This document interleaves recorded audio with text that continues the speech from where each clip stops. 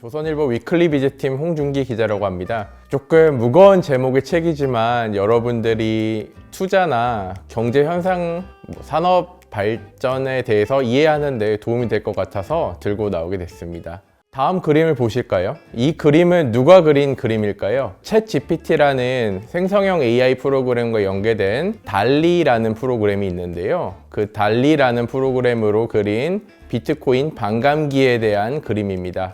이 그림이 어디 활용됐을까요?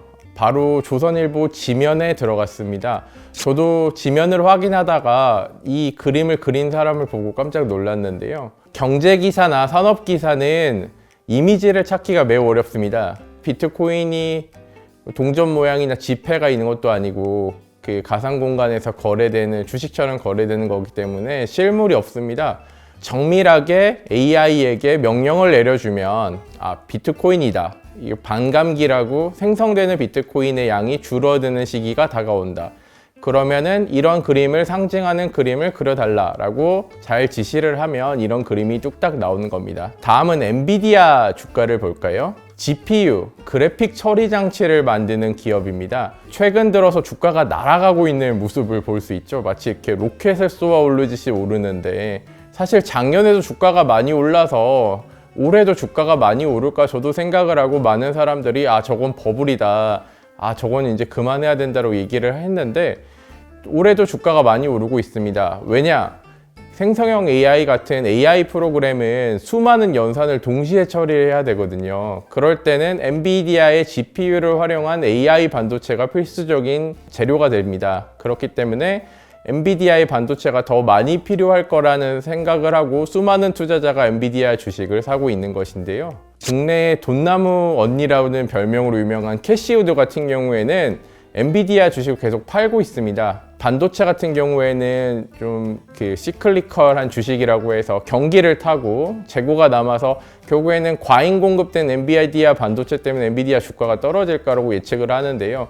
그렇다고 해서 캐시우드가 AI에 대해서 부정적으로 보는 건 아니죠. 분명히 발전을 하기 때문에 캐시우드는 AI를 활용해서 어떤 데이터 처리 서비스를 할 수 있는 기업에 투자할 수 있습니다.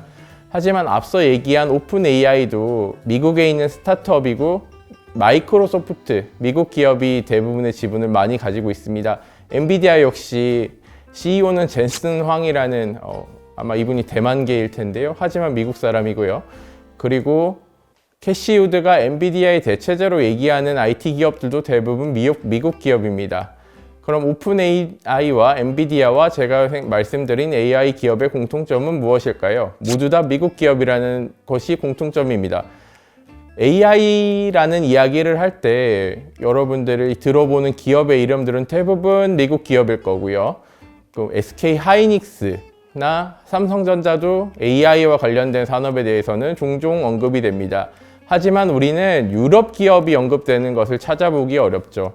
앞서 이야기 드린 오픈 AI 같은 경우에는 제가 최근에 확인을 해보니 비상장 스타트업 중에서 기업 가치가 10억 달러가 넘는 거를 유니콘이라고 부르는데요.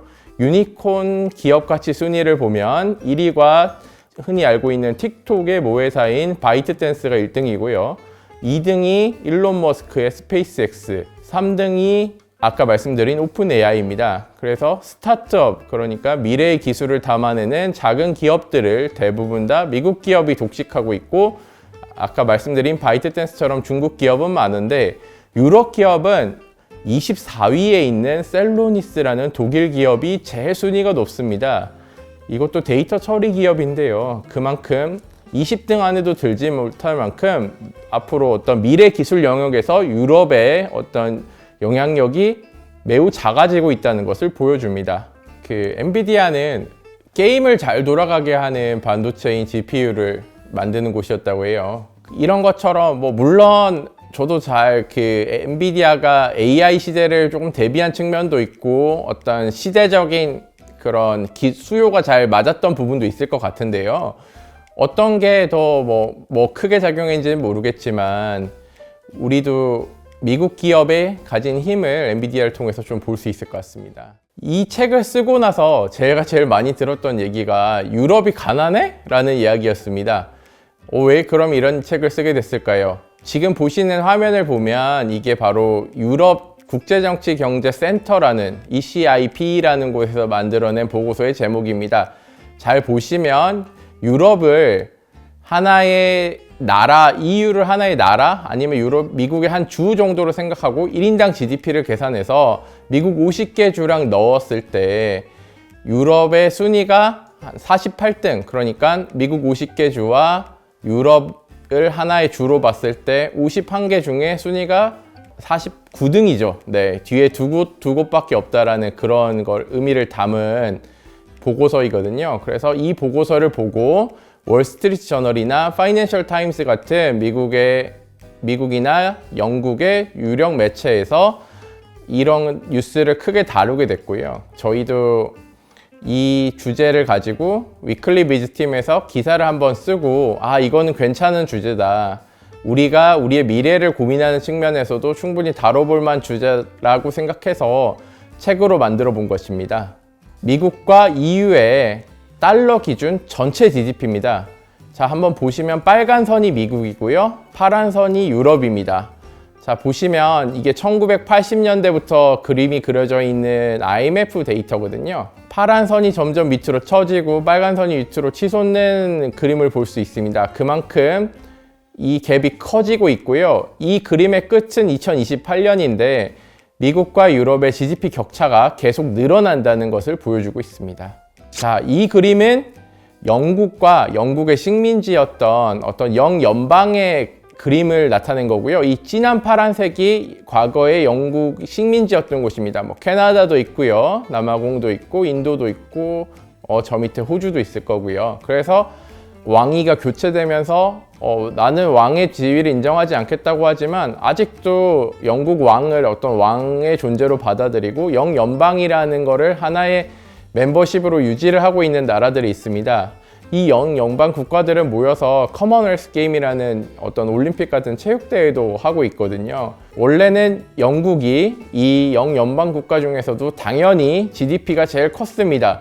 그런데 2021년에 인도가 영국을 추월하는 사태가 벌어집니다. 그래서 지금은 영연방 국가 중에서 GDP가 가장 큰 나라가 인도입니다. 물론 인도는 인구가 워낙 14억 명 이상으로 많다 보니까 1인당 GDP 기준으로 하면 2,000달러 정도밖에 안 되거든요. 그래서 인도가 정말 잘 사는 나라가 됐어? 그렇게 보기는 좀 어렵고요. 하지만 인구와 어떤 경제력을 모두 고려한 전체 GDP로 봤을 때는 인도가 영국을 추월해서 영연방 국가의 1등이 됐을 정도로 영국의 GDP가 그만큼 많이 떨어졌다는 거죠. 여기에는 브렉시트 같은 영향이나 어떤 산업 경쟁력 등 여러 가지가 영향을 미쳤을 겁니다. 영국에 있는 싱크탱크인 CEBR이라는 경제경영연구소라는 곳이 있습니다. 이곳에서는 향후 수십 년 뒤에 각 국가별 GDP가 어느 정도 수준까지 커질지 혹은 작아질지에 대해서 보여주는 전망치를 내는 보고서를 내는 곳이거든요. 그래서 제가 여기에 있는 어떤 명예회장 같은 어떤 창립자를 인터뷰를 했는데 더글러스 맥 윌리엄스라는 분이랑 인터뷰하고 기사를 쓴 겁니다. 여기 보시면 바이든과 시진핑 그리고 나렌드라 모디 사진이 있는데요. 미국과 중국, 인도가 세계를 이끌어가는 어떤 경제력 측면에서도 군사적 측면에서도 큰 나라가 되고 유럽은 약간 변방의 나라로 조금 빠져있게 된다라는 것을 보여주는 그림입니다. 그래서 그만큼 유럽의 지위가 과거처럼 세계를 경영하고 이 선도국가가 매우 되기 어렵다는 측면이 있고요. 이 맥 윌리엄스 명예회장은 저에게 아시아가 근면 성실하고 기술 발전에 적극적이기 때문에 중요한 나라로 떠오를 거고요. 하지만 유럽은 어떤 로마나 과거 좀 찬란했던 문명의 유적지를 가진 어떤 관광지가 돼서 정말 부유한 아시아 사람들이 휴가를 떠나는 곳으로 전락하지 않을까. 그러니까 뼈아픈 자성이죠. 이 사람도 어떤 유럽의 일원이니까요. 그렇게 이야기를 하더라고요. 그래서 미국과 유럽의 체급이 달라졌다는 것은 이 그림을 통해서도 볼 수 있습니다. 이게 맨 국가별로 쭉 표시를 한 건데요. 맨 위에 압도적으로 큰 게 미국의 GDP고요. 그 다음이 중국이고 인도 5등입니다. 이게 조금만 지나면 인도가 3등까지 한 2027년 정도에는 인도가 GDP 3위로 올라서고 유럽의 제일 경제력이 큰 국가 독일도 밑으로 떨어지게 되어 있거든요. 그런데 이게 미국을 주 단위로 떼서 GDP를 살펴보면 캘리포니아의 GDP가 유럽 나라 하나, 영국 하나랑 비슷하게 되고요. 미국의 주 2개나 3개 정도만 조합해도 프랑스나 스페인 같은 유럽의 주요국보다 GDP가 더 큰 것을 알 수 있습니다. 영국, 프랑스, 독일 정도는 우리나라보다 GDP가 크지만 나머지 스페인 같은 나라들은 사실 우리나라보다 GDP가 작거든요. 그러니까 유럽이 과거처럼 유럽 하면 선진국이다 라고 얘기를 하기는 조금 어려워진 측면이 있습니다. 이제는 우리가 그들보다 더 제품을 더 잘 만들고 삼성전자 같은 기업이 유럽의 어떤 전자기기 제조 기업보다는 더 뛰어난 기업이 되었기 때문에 이제는 그들과는 상황이 많이 달라진 것을 알 수 있습니다. 만약에 캘리포니아라는 나라가 있으면 어떻게 될까라는 걸 보여주는 그림인데요. 미국, 중국, 일본, 독일에 이어서 인도보다 GDP가 큰 세계 GDP 5위 나라가 될 거라는 뜻이고요. 텍사스도 독립국가로 떨어지면 러시아보다 GDP가 더 크다는 사실을 알 수 있습니다. 자, 이 다음 그림은 무엇일까요? 이 빨간색이 미국인데요. 그 형광색으로 표시되어 있는 지역이 루이지애나라는 과거 프랑스 식민지입니다. 루이지애나 식민지는 현재 미국 15개 주, 일부는 모두 들어가고 일부는 주의 일부가 들어가는 지역인데요. 과거 식민지 주의 GDP를 모두 더하면 프랑스 GDP의 2배 정도 됩니다. 당시 이 지역을 구입하는데 2,300만 달러 정도를 미국이 프랑스한테 줬는데요. 프랑스는 이 땅을 왜 팔았을까요? 당시 나폴레옹은 영국을 견제해서 유럽에서 1등이 되는 것이 목표였기 때문에 크게 가치가 있게 느껴지진 않았을 겁니다. 하지만 미국은 이 땅을 프랑스로부터 구입하면서 이 지역이 지금 어마어마하게 경제적으로 GDP를 만들어내고 있고, 그리고 이 지역을 만약에 미국이 프랑스로부터 가져오지 못했다면 그 동부 지역에 있던 미국 국가들은 서부로 진출을 하지 못했을 거고, 지금 미국 같은 거대한 경제적으로 군사적으로 세계의 1위 국가를 만들어내지는 못했을 겁니다. 이 그림은 아까 처음 말씀드린 것처럼 프랑스나 독일 아니면 EU 전체의 1인당 GDP를 미국 50개 주랑 비교를 한 그림인데요. 그림을 보시면 EU나 프랑스 그리고 독일도 모두 미국 주랑 비교했을 때 순위가 떨어지는 것으로 보실 수 있죠. 그래서 프랑스나 EU는 49인데 이 얘기는 미국 주 오직 2개가 이 지역보다 1인당 GDP가 적다는 뜻입니다. 자, 보시면 어느 지역이 적으냐면 아이다호와 미시시피 지역인데요. 여기가 아이다호의 주 정부 홈페이지인데 보시면 산이 나오죠.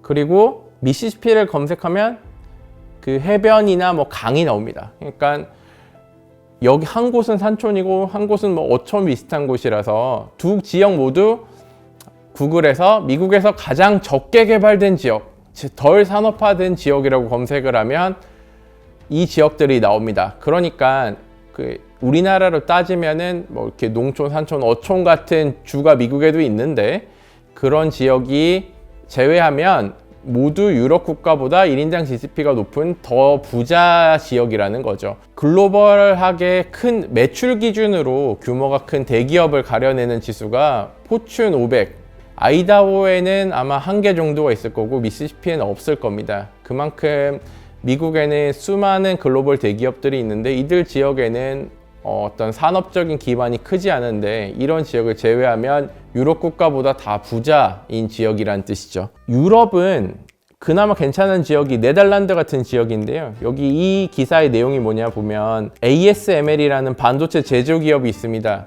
투자를 좀 좋아하시는 분들은 이 기업에 대해서 알 텐데 요즘에 가장 뉴스가 되는 부분이 ASML이 다른 지역으로 본사를 옮겨버리려고 하니까 네덜란드가 얘네를 잡아두려고 하는 거거든요. ASML은 반도체 노광 장비를 만드는 지역입니다. 그러니까 그 빛을 쏴줘서 반도체를 약간 설계를 인쇄하는 그런 장비를 만드는 회사인데요. 이 장비가 없으면 첨단 반도체를 만들 수가 없기 때문에 이 기업이 그만큼 많이 주목을 받는데, 유럽은 이런 기업이 없는 국가들은 경제적으로는 큰 성과를 내지 못하고 있는 거죠.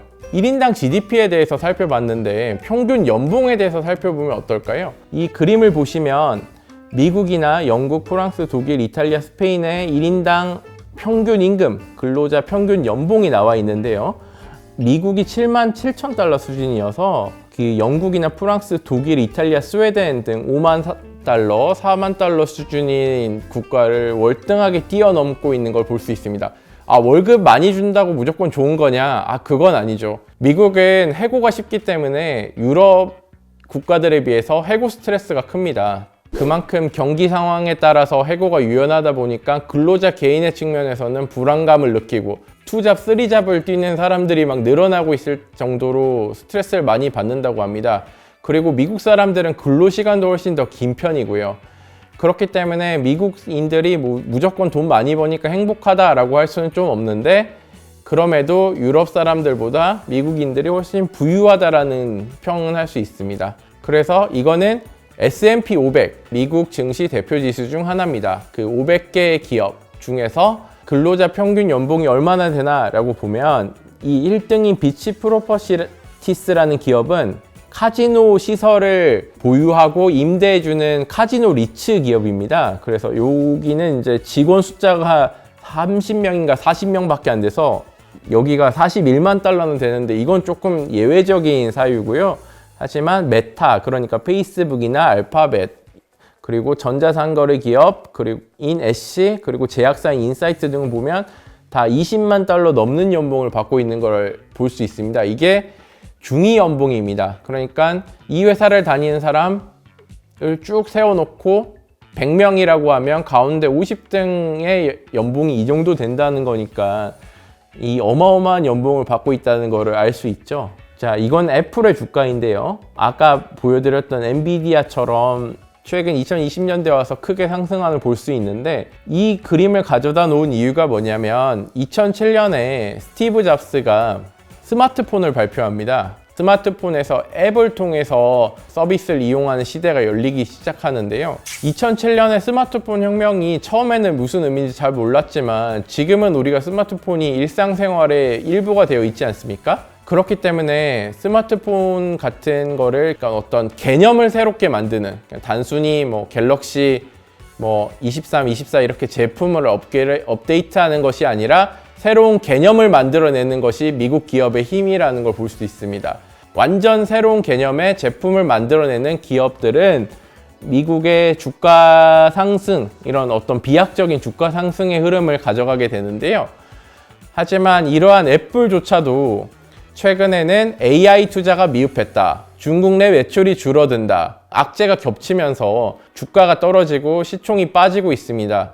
그래서 원래 전 세계 시총 1위 기업이 애플이었는데 그 다음 주자로 치고 올라온 것이 우리가 어릴 때부터 많이 쓰던 윈도우로 익숙한 마이크로소프트인데요. 마이크로소프트는 상대적으로 AI 투자에 좀 더 적극적이었고 오픈 AI에 지분 투자도 하고 있었기 때문에 주가가 비약적으로 올라서 지금 시총 1위 기업이 됐습니다. 물론 마이크로소프트, 애플, 구글, 메타 이런 빅테크 기업들도 언젠가는 몰락할 수 있겠죠. 비상장 스타트업, 유니콘 기업들도 미국 기업들이 많고, 그리고 시총 상위 기업들도 대부분 미국 기업이기 때문에 미국 기업 하나가 경쟁력을 잃는다고 해도 다음으로 세계에서 가장 가치 있는 기업의 자리를 차지하게 되는 기업들은 결국에는 미국 기업이 될 수밖에 없다는 겁니다. 워런 버핏의 유언에 대해서 다루고 있는 CNBC 기사인데요. 내가 죽으면 나의 유산의 90%는 나의 와이프에게 S&P 500 인덱스 펀드, 그걸로 물려줘라 라고 하는 겁니다. 버핏이 강조하는 건 뭘까요? 그러니까 어떤 기업이 조금 스코어가 낮으면 빼고 또 새롭게 떠오르는 기업이 있으면 미국 대표 500개 기업에 넣어줍니다. 그렇게 됐을 때 미국에서 가장 잘 나가는 기업 500개가 S&P 500 기업에 포함이 되어 있기 때문에 여기에만 투자를 하면 우리는 잘 될 수 있다. 그러니까 버핏은 항상 얘기를 하죠. 미국 경제, 미국 산업에 대해서 나는 믿는다. 이것보다 더 잘 나갈 수 있는 건 없다. 그렇기 때문에 자기 유산의 90%를 여기에 투자를 하라고 하는 건데요. S&P 500이라는 거, 미국 경제에 대한 강한 믿음을 이런 세계적인 투자자가도 가지고 있는 겁니다. 과거 위클리 비즈 지면인데요. 스티브 잡스가 아이폰이란 걸 내놓겠다라는 그림 이게 발표를 한 내용입니다. 당시에는 아마 이런 뉴스가 나중에 어떤 변화를 이끌어낼지 몰랐겠지만 이런 작은 씨앗들이 어떤 세계의 어떤 산업 트렌드의 틀을 바꿔놓는 그런 영향을 항상 주고 있습니다. 그럼 왜 이런 차이가 나느냐? 증시 체급이 다르다. 이게 무슨 얘기냐면 2등인 중국이나 3등인 일본, 인도나 유럽의 증시와 비교했을 때 완전 규모가 다릅니다. 전체 시총이 52조 달러입니다. 시가총액 1위 기업인 마이크로소프트 시총이 지금 3조 달러 넘는데 그 마이크로소프트 시총 하나만 따져봐도 유럽 국가 시총 하나와 맞먹거든요. 그런 시총 차이가 어떤 기업의 발전과 연관이 됩니다. 미국에서는 일단 나스닥 같은 거래소에서는 혁신 기업을 적자가 나고 있더라도 상장을 시켜줍니다. 이 기업이 상폐가 되는 경우도 있습니다. 그래서 미국의 전기차나 IT 기업이라고 해서 막 주가가 좋다가 잘못 사면 큰일 날 수가 있습니다. 주가가 80% 90% 떨어지고요. 상장 폐지됩니다. 대박이 나면 10손가락 안에 꼽는 기업으로 성장하기 때문에 그런 기회를 부여하는 어떤 든든한 배경이 되어주는 거죠. 이 자본시장은 그만큼 기업의 인큐베이터 역할을 합니다.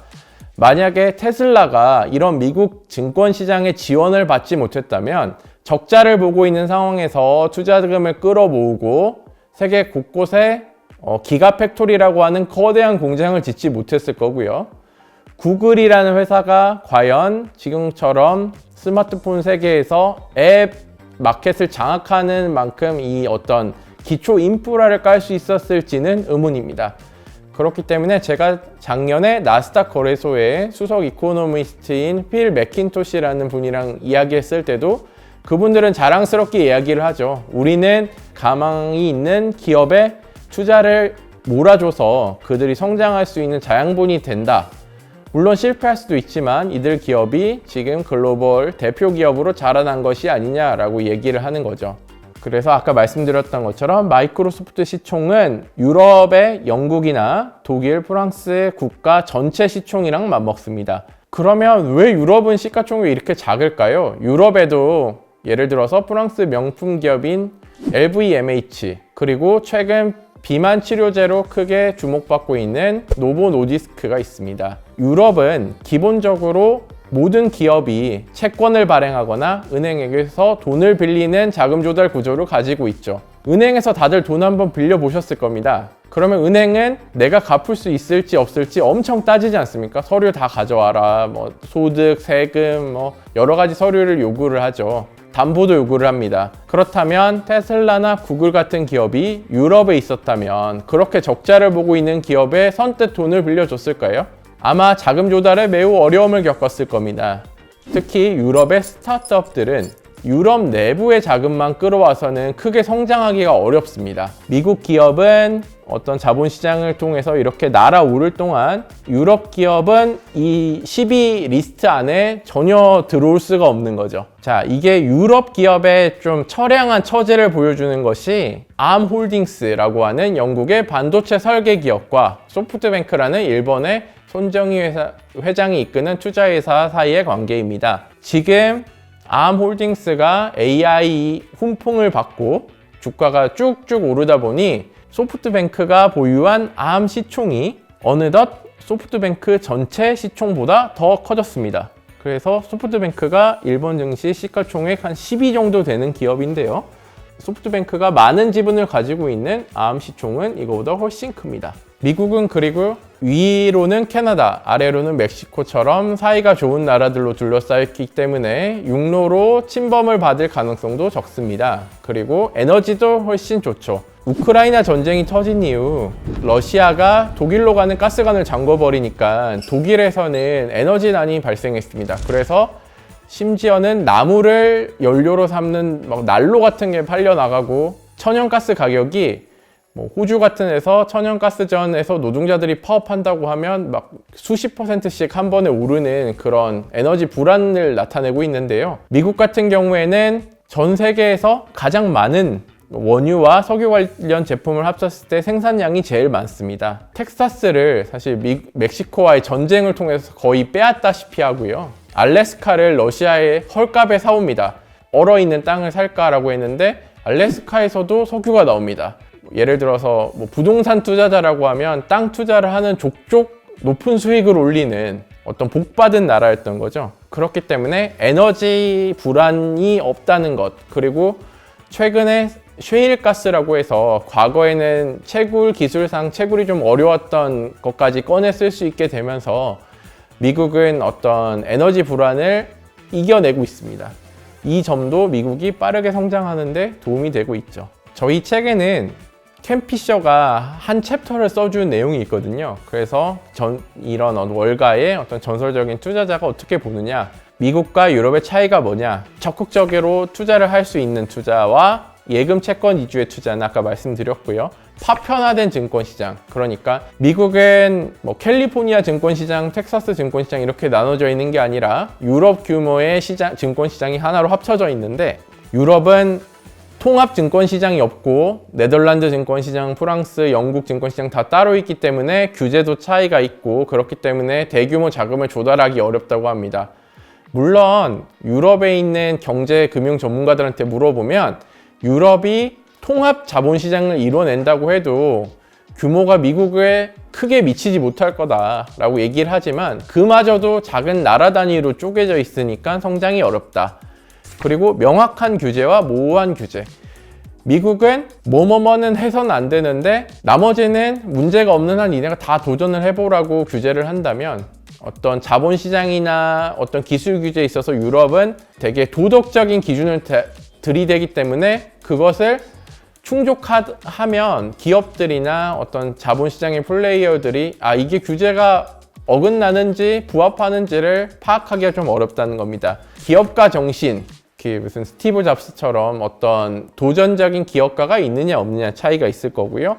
근로시간에 문제가 있습니다. 생각에 따라서 나는 적게 받더라도 내 시간을 많이 누리고 싶다. 아니야, 난 길게 일하더라도 돈을 더 많이 받고 싶어 라는 것은 가치관의 문제일 수는 있지만, 유럽은 점점 주 4일제에 대한 요구가 높아지는 데 근로시간을 짧게 가져가고, 예를 들어서 정년이 다가오면 은퇴도 좀 더 빨리 하고 싶어 하는, 그러니까 자기 개인 시간을 좀 더 누리는 거를 더 목표로 한다면, 미국은 좀 더 치열하게 일을 하고 더 성과를 내서 더 많은 보상을 가져가는 데 초점을 맞추고 있는데, 적어도 전체적인 경제 성장에 있어서는 근로시간을 조금 길게 가져가는 미국의 형태가 좀 더 경제 발전, 어떤 금융시장의 성장에 있어서는 더 낫지 않느냐라는 것이 켄 피셔 씨의 고찰입니다.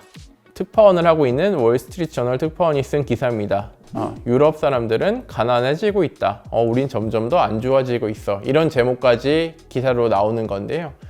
이처럼 유럽의 상황이 점점 안 좋아지고 있다는 것도 높은 인플레이션과 물가를 잡기 위해서 금리를 올리면서 어떤 고금리의 고통이나 아니면 전쟁으로 인한 유가 상승, 식료품 가격 상승으로 인해서 유럽 사람들은 우리가 예전 같지 않구나 라고 실제로 느끼고 있다고 합니다. 한국도 이미 1인당 GDP가 3만 불을 넘은 선진국이 됐죠. 하지만 장기 성장률이 점점 떨어지면서 우리도 유럽같이 어떤 노쇠한 모습이 되는 것은 아닐까라는 걱정도 큽니다. 미국에서는 총기 사고 문제나 마약 문제도 있으니까 어떤 모델이 좀 더 바람직하다라는 걸 결론을 내리긴 어려운데, 하지만 미국의 모습 그리고 유럽의 모습에서 우리가 나아갈 길을 고민해 봤으면 좋겠습니다. 감사합니다.